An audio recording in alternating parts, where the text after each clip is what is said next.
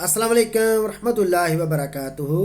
मौजूदा हुकूमत यूनान ने ਜਿਹੜੇ ਨਵੇਂ ਵਜ਼ੀਰ ਮੁਕਰਰ ਕੀਤੇ ਨੇ ਇਹਨਾਂ ਦੇ ਹਵਾਲੇ ਨਾਲ यूनान ਦੇ ਅੰਦਰ ਬਹੁਤ ਜ਼ਿਆਦਾ ਪੇਸ਼ਨਗੋਈ ਕੀਤੀ ਜਾ ਰਹੀ ਹੈ। ਇਹਨਾਂ ਦੀਆਂ ਕੁਝ ਸਾਬਕਾ ਵੀਡੀਓਜ਼ ਪੋਸਟ ਕਰਕੇ ਰੀਪੋਸਟ ਕਰਕੇ ਆਵਾਮ ਨੂੰ ਡਰਾਇਆ ਜਾ ਰਿਹਾ ਹੈ, ਯਾਨੀ ਉਹ तमाम ਤਾਰਕਿਨ ਵਤਨ ਜਿਹੜੇ यूनान 'ਚ ਮੁਕੀਮ ਨੇ ਇਸ ਵਾਸਤੇ ਡਰਾਇਆ ਜਾ ਰਿਹਾ ਤਾਂ ਕਿ ਆਉਣ ਵਾਲੇ ਦਿਨਾਂ ਦੇ ਵਿੱਚ ਜਿਹੜੇ ਜੁਗਾੜੀਏ ਨੇ ਇਹ ਮਜ਼ੀਦ ਆਵਾਮ ਨੂੰ ਡਿਪੋਰਟੇਸ਼ਨ ਦੇ ਹਵਾਲੇ ਨਾਲ ਡਰਾਉਣ, ਮਜ਼ੀਦ ਆਵਾਮ ਨੂੰ ਪੇਪਰਾਂ ਦੇ ਹਵਾਲੇ ਨਾਲ ਡਰਾ ਕੇ ਤੇ ਇਹਨਾਂ ਨੂੰ ਲੁੱਟ ਸਕਣ। ਮੇਰੇ ਦੋਸਤੋ ਇਹ ਬਾਤ ਬਿਲਕੁਲ ਆਪਣੇ ਜ਼ਿਹਨ 'ਚ ਕਲੀਅਰ ਕਰ ਲਵੋ, ਚਾਹੇ ਸਾਬਕਾ ਵਜ਼ੀਰ ਨੇ, ਮੌਜੂਦਾ ਵਜ਼ੀਰ ਨੇ, ਮੌਜੂਦਾ ਹਕੂਮਤ ਹੈ ਜਾਂ ਹਕੂਮਤ ਚੇਂਜ ਹੋ ਜਾਂਦੀ ਹੈ यूनान ਦੀ, ਔਰ यूनान ਦੇ ਅੰਦਰ ਤੁਸੀਂ ਸਮਝੋ ਨਾ ਕਿ ਇਸ ਤਰ੍ਹਾਂ ਦੇ ਕਵਾਨੀਨ ਮੁਤਾਰਫ ਹੋ ਜਾਣੇ ਨੇ ਔਰ ਪਾਸ ਹੋ ਜਾਣੇ ਨੇ ਕਿ ਅਗਰ ਕਿਸੇ ਬੰਦੇ ਕੋਲ ਕੋਈ ਪੇਪਰ ਨਹੀਂ ਹੈ ਤਾਂ ਉਹਨੂੰ ਵੀ ਫੜ ਕੇ ਡਿਪੋਰਟ ਕਰ ਦਿੱਤਾ ਜਾਏਗਾ, ਜਾਂ ਫਿਰ ਇਸ ਤਰ੍ਹਾਂ ਹੋਏਗਾ ਕਿ ਜਿਹੜੇ यूनान ਮਜ਼ੀਦ ਇੱਕ ਲੰਬੇ ਅਰਸੇ ਤੋਂ ਲੋਕ ਰਹਿ ਰਹੇ ਨੇ, ਯਾਨੀ ਜਿਨ੍ਹਾਂ ਨੂੰ 10 ਸਾਲ ਜਾਂ 15 ਸਾਲ ਗੁਜ਼ਰ ਚੁੱਕੇ ਨੇ, ਔਰ ਉਹਨਾਂ ਨੂੰ ਵੀ ਫੜ ਕੇ ਤੇ ਇਹਨਾਂ ਨੇ ਜੇਲ੍ਹਾਂ 'ਚ ਬੰਦ ਕਰ ਦੇਣਾ। ਇਸ ਤਰ੍ਹਾਂ ਦਾ ਕੋਈ ਸੀਨ ਨਹੀਂ ਹੈ, ਕਿਉਂਕਿ यूनान ਦੇ ਅੰਦਰ ਲੇਬਰ ਦੀ ਬਹੁਤ ਜ਼ਿਆਦਾ ਸ਼ਾਰਟੇਜ ਹੈ, ਮਜ਼ਦੂਰ ਦੀ ਸਖਤ ਜ਼ਰੂਰਤ ਹੈ। यूनान ਦੇ ਅੰਦਰ ਸਿਰਫ ਸਖਤੀਆਂ ਉਹਨਾਂ ਲੋਕਾਂ ਵਾਸਤੇ ਹੀ ਪਹਿਲਾਂ ਵੀ यूनान ਦੇ ਅੰਦਰ ਹੈ ਨੇ ਔਰ ਮਜ਼ੀਦ ਉਹ ਹੋਣੀਆਂ ਨੇ ਜਿਹੜੇ ਲੋਕ ਦੋ ਨੰਬਰੀਆਂ ਕਰਦੇ ਨੇ, ਲੜਾਈਆਂ ਝਗੜਿਆਂ 'ਚ ਮਸਰੂਫ ਨੇ ਜਾਂ ਗਰੁੱਪਬਾਜ਼ੀ ਦਾ ਹਿੱਸਾ ਨੇ। ਇਸ ਤਰ੍ਹਾਂ ਦੇ ਲੋਕਾਂ ਵਾਸਤੇ यूनान ਦੇ ਅੰਦਰ ਸ਼ੁਰੂ ਤੋਂ ਹੀ ਸਖਤੀਆਂ ਨੇ। ਹੁਣ ਗੱਲ ਕਰਨਾ ਚਾਹਨਾ ਜਿਹੜੇ ਇਹਨਾਂ ਦੇ ਸਾਬਕਾ ਵਜ਼ੀਰ ਇਮੀਗ੍ਰੇਸ਼ਨ ਸਨ। ਜਿਸ ਤਰ੍ਹਾਂ ਕਿ ਤੁਸੀਂ ਜਾਣਦੇ ਹੋ ਕਿ ਇਹਨਾਂ ਦੇ ਸਾਬਕਾ ਵਜ਼ੀਰ ਇਮੀਗ੍ਰੇਸ਼ਨ ਨੇ ਚੰਦ ਦਿਨ ਕਬਲ ਆਪਣਾ ਅਸਤੀਫਾ ਮੌਜੂਦਾ ਹਕੂਮਤ ਨੂੰ ਪੇਸ਼ ਕਰਕੇ ਤੇ ਆਪਣੀ ਵਜ਼ਾਰਤ ਨੂੰ ਖੈਰਬਾਦ ਕਹਿ ਦਿੱਤਾ। ਉਹਦੀ ਸਭ ਤੋਂ ਵੱਡੀ ਵਜ੍ਹਾ ਇਹ ਵੇ ਜਿਹੜਾ ਕਿ यूनान ਦੇ ਨਿਊਜ਼ ਚੈਨਲ ਬਾਰ-ਬਾਰ ਬ੍ਰੇਕ ਕਰ ਰਹੇ ਨੇ ਕਿ ਉਹਨਾਂ ਤੇ ਬਹੁਤ ਜ਼ਿਆਦਾ ਕੇਸਿਸ ਨੇ ਔਰ ਉਹਨਾਂ ਨੂੰ ਅਦਾਲਤ ਦਾ ਵੀ ਸਾਹਮਣਾ ਕਰਨਾ ਪੈ ਰਿਹਾ ਹੈ। ਉਸ ਤੋਂ ਬਾਅਦ ਫਿਰ ਉਹਨਾਂ ਦੀਆਂ ਸਖਤ ਪਾਲਿਸੀਆਂ, ਫਿਰ ਉਹਨਾਂ ਨੇ ਸਖਤ ਕਵਾਨੀਨ ਮੁਤਾਰਫ ਕਰਾਏ ਔਰ ਉਹ ਕਵਾਨੀਨ ਉਹ ਪਾਸ ਕਰਵਾਉਣਾ ਚਾਹੁੰਦੇ ਸਨ यूनान ਦੇ ਨੈਸ਼ਨਲ ਅਸੈਂਬਲੀ ਦੇ ਵਿੱਚੋਂ। ਉਹ ਕਵਾਨੀਨ ਸਿਰਫ ਤਾਰਕਿਨ ਵਤਨ ਦੇ ਤੱਕ ਹੀ ਮਹਦੂਦ ਨਹੀਂ ਸਨ, ਬਲਕਿ यूनान ਦੇ ਲੋਕਾਂ ਵਾਸਤੇ ਵੀ ਉਹ ਕਾਨੂੰਨ ਬਹੁਤ ਜ਼ਿਆਦਾ ਸਖਤ ਸਨ। ਉਹਦੀ ਵਜ੍ਹਾ ਤੋਂ ਵੀ ਬਹੁਤ ਜ਼ਿਆਦਾ ਆਵਾਮ ਨੇ ਪ੍ਰੈਸ਼ਰਾਈਜ਼ ਕੀਤਾ ਔਰ ਇਸ ਬਾਤ ਦੀ ਮੁਜ਼ਾਮਤ ਕੀਤੀ ਔਰ ਉਹਨਾਂ ਨੇ ਆਪਣਾ ਅਸਤੀਫਾ ਦੇ ਦਿੱਤਾ। ਲੇਕਿਨ ਹੁਣ ਅਗਰ ਵੇਖਿਆ ਜਾਏ ਤਾਂ ਮੌਜੂਦਾ ਹਕੂਮਤ ਨੇ ਬਹੁਤ ਅੱਛੇ ਕੰਮ ਵੀ ਕੀਤੇ ਤਾਰਕਿਨ ਵਤਨ ਦੇ ਹਵਾਲੇ ਨਾਲ, ਜਿਹਦੇ ਵਿੱਚ ਸਭ ਤੋਂ ਪਹਿਲਾ ਕੰਮ ਹੈ ਵੇ ਕਿ ਜਿਹੜਾ ਉਹਨਾਂ ਨੇ ਵੀਜ਼ੇ ਵਾਲਾ ਕਾਨੂੰਨ ਪਾਸ ਕੀਤਾ। ਯਾਨੀ ਕਿ ਅਗਰ ਤੁਸੀਂ यूनान ਆਉਣਾ ਚਾਹੁੰਦੇ ਹੋ ਤੇ ਤੁਸੀਂ यूनान ਦਾ ਵੀਜ਼ਾ ਲੈ ਕੇ ਤੇ यूनान ਆ ਸਕਦੇ ਹੋ 1 ਸਾਲ ਵਾਸਤੇ।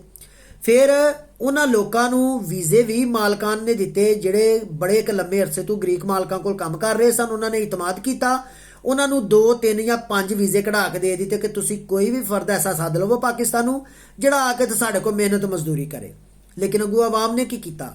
ਆਵਾਮ ਨੇ ਉਹਨਾਂ ਵੀਜ਼ਿਆਂ ਦਾ ਗਲਤ ਫਾਇਦਾ ਉਠਾਇਆ, ਲੋਕਾਂ ਕੋਲੋਂ ਡਬਲ ਵੀ ਨਹੀਂ ਬਲਕਿ 10-10 ਗੁਣਾ ਜ਼ਿਆਦਾ ਅਮਾਉਂਟ ਲਈ ਪਾਕਿਸਤਾਨ ਨੂੰ। ਜੋ ਹੀ ਉਹ ਬੰਦੇ यूनान ਪਹੁੰਚੇ ਤੇ ਨਾ ਉਹ ਮਾਲਕਾਂ ਦੇ ਮੱਥੇ ਲੱਗੇ ਤੇ ਨਾ ਉਹ यूनान ਹੀ ਰਹੇ, ਬਲਕਿ यूनान ਛੱਡ ਕੇ ਕਿਸੇ ਅਗਲੀ ਕੰਟਰੀ ਚਲੇ ਗਏ। ਇਸ ਵਜ੍ਹਾ ਤੋਂ ਵੀ ਜੋ ਵੀਜ਼ੇ ਦੀ ਇਸ ਟਾਈਮ ਰੇਸ਼ੋ ਚੱਲ ਰਹੀ ਹੈ ਉਹ 100 'ਚ ਤਕਰੀਬਨ 97% ਰਹਿ ਗਈ ਹੈ। ਯਾਨੀ ਅਗਰ 100 ਬੰਦਾ ਵੀਜ਼ਾ ਅਪਲਾਈ ਕਰਦਾ, 100 ਬੰਦੇ ਦਾ ਇੰਟਰਵਿਊ ਹੁੰਦਾ ਨਾ, ਤੇ 97 ਲੋਕਾਂ ਦੇ ਵੀਜ਼ੇ ਰਿਜੈਕਟ ਹੋ ਜਾਂਦੇ ਨੇ। 3 ਅਫਰਾਦ ਬੜੇ ਖੁਸ਼ਕਿਸਮਤ ਹੋਣ ਤੋਂ ਉਹਨਾਂ ਦਾ ਵੀਜ਼ਾ ਸਟੈਂਪ ਹੁੰਦਾ ਹੈ, ਅਦਰਵਾਈਜ਼ ਵੀਜ਼ੇ ਵਾਲਾ ਵੀ ਸੀਨ ਬਹੁਤ ਜ਼ਿਆਦਾ ਖਤਮ ਹੋ ਚੁੱਕਿਆ।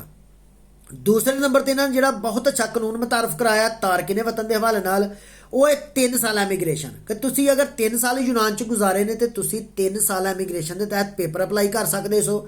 ਲੇਕਿਨ ਉਹਦਾ ਵੀ ਸੀਨ ਕੀ ਹੋਇਆ ਕਿ ਉਹ ਅਫਰਾਦ ਸਭ ਤੋਂ ਜ਼ਿਆਦਾ ਕਾਲੇ ਸਨ ਜਿਨ੍ਹਾਂ ਨੇ ਹਲੇ 6 ਮਹੀਨੇ यूनान ਗੁਜ਼ਾਰੇ, ਉਹਨਾਂ ਵੀ ਕਿਸੇ ਜੁਗਾੜੀਏ ਨਾਲ ਮਿਲ ਕੇ ਪੇਪਰ ਸ਼ਿਪਰ ਬਣਾ ਕੇ ਤੇ 3 ਸਾਲ ਇਮੀਗ੍ਰੇਸ਼ਨ ਅਪਲਾਈ ਕਰ ਦਿੱਤੀ। ਲੇਕਿਨ ਫਿਰ ਉਹਨਾਂ ਦਾ ਤੀਰ ਬਿਲਕੁਲ ਟਿਕਾਣੇ ਤੇ ਵੀ ਕਈਆਂ ਦਾ ਲੱਗਾ, ਯਾਨੀ ਉਹਨਾਂ ਨੂੰ ਪੇਪਰ ਮਿਲ ਗਏ ਤੇ ਜਿਹੜੇ ਵਾਕਿਆ ਹੀ ਤਾਂ 3 ਸਾਲ ਗੁਜ਼ਾਰ ਚੁੱਕੇ ਸਨ ਜਾਂ 5 ਸਾਲ ਗੁਜ਼ਾਰ ਚੁੱਕੇ ਸਨ ਔਰ ਉਹਨਾਂ ਨੇ 3 ਸਾਲ ਇਮੀਗ੍ਰੇਸ਼ਨ ਅਪਲਾਈ ਕੀਤੀ, ਉਹ ਵਿਚਾਰੇ ਰਹਿ ਗਏ। ਫਿਰ ਕਾਨੂੰਨ 1 ਸਾਲ ਤੋਂ ਬਾਅਦ ਇਹਨਾਂ ਨੇ ਬੰਦ ਕਰ ਦਿੱਤਾ ਮੌਜੂਦਾ ਹਕੂਮਤ ਨੇ। ਉਹ ਜਿਹੜੇ ਇਹਨਾਂ ਦੇ ਵਜ਼ੀਰ ਇਮੀਗ੍ਰੇਸ਼ਨ ਜਿਹੜੇ ਅਸਤੀਫਾ ਦੇ ਕੇ ਚਲੇ ਗਏ ਨੇ, ਉਹਨਾਂ ਨੇ ਪਹਿਲਾਂ ਕਾਨੂੰਨ ਐਕਸਟੈਂਡ ਕੀਤਾ 2025 ਦੇ ਆਖਰ ਤੱਕ, ਯਾਨੀ ਕਿ 31 ਦਸੰਬਰ 2025 ਦੇ ਆਖਰ ਤੱਕ ਉਹਨਾਂ ਨੇ 3 ਸਾਲ ਦਾ ਕਾਨੂੰਨ ਪਹਿਲਾਂ ਐਕਸਟੈਂਡ ਕੀਤਾ। ਦੁਬਾਰਾ ਤੋਂ ਉਹਨਾਂ ਨੇ 2 ਜਾਂ 3 ਮਹੀਨੇ ਗੁਜ਼ਰਨ ਤੋਂ ਬਾਅਦ ਮਾਰਚ ਦੇ ਆਖਰ ਤੱਕ ਕਾਨੂੰਨ 3 ਸਾਲ ਦਾ ਬਿਲਕੁਲ ਖਤਮ ਕਰ ਦਿੱਤਾ। ਹੱਤਾ ਕਿ 2 ਮਹੀਨੇ ਹੋਰ ਗੁਜ਼ਰੇ ਤਾਂ ਉਹਨਾਂ ਨੇ ਫਿਰ ਇਹ ਵੀ ਇੱਕ ਲਾਏ ਅਮਲ ਤਿਆਰ ਕੀਤਾ ਕਿ ਅਸੀਂ ਹੁਣ 7 ਸਾਲ ਦਾ ਕਾਨੂੰਨ ਵੀ ਬੰਦ ਕਰ ਦਿਆਂਗੇ। ਇਸ ਵਜ੍ਹਾ ਤੋਂ ਵੀ ਉਹਨਾਂ ਨੂੰ ਅਸਤੀਫਾ ਦੇਣ ਤੇ ਮਜਬੂਰ ਕਰ ਦਿੱਤਾ ਗਿਆ ਕਿ ਅਗਰ 7 ਸਾਲ ਵੀ ਆਵਾਮ ਗੁਜ਼ਾਰ ਕੇ यूनान 'ਚ ਪੇਪਰ ਨਹੀਂ ਲੈ ਸਕਦੀ यूनान ਦੀ ਤੇ ਕੋਈ ਬੰਦਾ ਇੱਥੇ यूनान 'ਚ ਰਹੇਗਾ? ਸਾਰੇ ਲੋਕ यूनान ਛੱਡ ਕੇ ਆਟੋਮੈਟਿਕਲੀ ਹੀ ਚਲੇ ਜਾਣਗੇ। ਫਿਰ ਲੇਬਰ ਦੀ ਸ਼ਾਰਟੇਜ ਕਿਸ ਤਰ੍ਹਾਂ ਪੂਰੀ ਕੀਤੀ ਜਾਏਗੀ? ਜਿਹੜੇ ਮਜ਼ਦੂਰ ਨੇ ਉਹ ਕਿਸ ਤਰ੍ਹਾਂ यूनान 'ਚ ਆਣਗੇ? ਕਿਉਂਕਿ यूनान ਦੇ ਅੰਦਰ ਜਿਹੜਾ ਪਹਿਲਾਂ ਵੀਜ਼ੇ ਵਾਲਾ ਸਿਸਟਮ ਸੀ ਨਾ, ਉਹ ਪੂਰੇ यूनान 'ਚ ਪੂਰੇ ਇਲਾਕੇ 'ਚ ਹੀ, ਲੇਕਿਨ ਹੁਣ ਇਹਨਾਂ ਨੇ ਉਹ तमाम ਸਿਸਟਮ ਨੂੰ ਜੁਆਇੰਟ ਕਰ ਦਿੱਤਾ ਹੈ। ਕਿ ਅਗਰ ਯੂਨਾਨ ਦੇ ਵਿੱਚ ਅਗਰ ਪਾਕਿਸਤਾਨੀ ਫਾਰ ਐਗਜ਼ਾਮਪਲ ਚਾਹੀਦਾ ਨਾ ਮਜ਼ਦੂਰ 10,000 ਤੋਂ ਪੂਰੇ ਯੂਨਾਨ 'ਚ ਇਹਨਾਂ ਨੇ ਹੁਣ ਸਿਲੈਕਟ ਕਰਨਾ ਹੈ। ਪਹਿਲਾਂ ਇੰਝ ਹੀ ਕਿ ਕ੍ਰੀਤੀ ਦੇ ਵਿੱਚ ਕੁਝ 10,000 ਬੰਦਾ ਵੀਜ਼ਾ ਅਪਲਾਈ ਕਰ ਛੜੇ, ਕੋਈ 10,000 ਕਿਤੇ 1 ਲੱਖ ਵੀਜ਼ਾ ਨਿਕਲ ਗਿਆ, ਕੋਈ ਪਤਾ ਨਹੀਂ। ਲੇਕਿਨ ਹੁਣ ਇਹਨਾਂ ਨੇ ਇਸ ਤਰ੍ਹਾਂ ਦਾ ਸਿਸਟਮ ਕੀਤਾ ਹੈ ਕਿ ਕੰਬਾਈਨ ਸਿਸਟਮ ਕੀਤਾ ਕਿ ਹੁਣ ਅਗਰ 10,000 ਬੰਦਾ ਪਾਕਿਸਤਾਨੀ ਚਾਹੀਦਾ ਨਾ ਤਾਂ ਪੂਰੇ ਯੂਨਾਨ 'ਚ ਹੋਏਗਾ। ਔਰ ਉਹ तमाम ਉਹਨਾਂ ਮਾਲਕਾਨ ਨੂੰ ਵੀ ਹੁਣ ਚੈੱਕ ਕਰਨਗੇ ਜਿਹੜੇ ਮਾਲਕਾਨ ਨੇ 2 ਵੀਜ਼ੇ 4 ਵੀਜ਼ੇ ਜਾਂ 5 ਵੀਜ਼ੇ ਕਢਾਏ ਲੇਕਿਨ ਉਹ ਬੰਦੇ ਉਹਨਾਂ ਤੱਕ ਨਹੀਂ ਆਏ। ਅਗਰ ਕਿਸੇ ਮਾਲਕ ਨੇ 5 ਵੀਜ਼ੇ ਲਏ ਨੇ ਲੇਕਿਨ ਉਹਦੇ ਕੋਲ ਕੰਮ ਜਿਹੜਾ ਉਹ 2 ਬੰਦਿਆਂ ਦਾ, ਲੇਕਿਨ ਉਹਨੇ 5 ਵੀਜ਼ੇ ਕਿਉਂ ਲਏ, ਉਹਨਾਂ ਮਾਲਕਾਂ ਵਾਸਤੇ ਵੀ ਬਹੁਤ ਜ਼ਿਆਦਾ ਜਿਹੜੀ ਸਖਤੀ ਹੈ ਨਾ ਉਹ ਹੋ ਜਾਏਗੀ।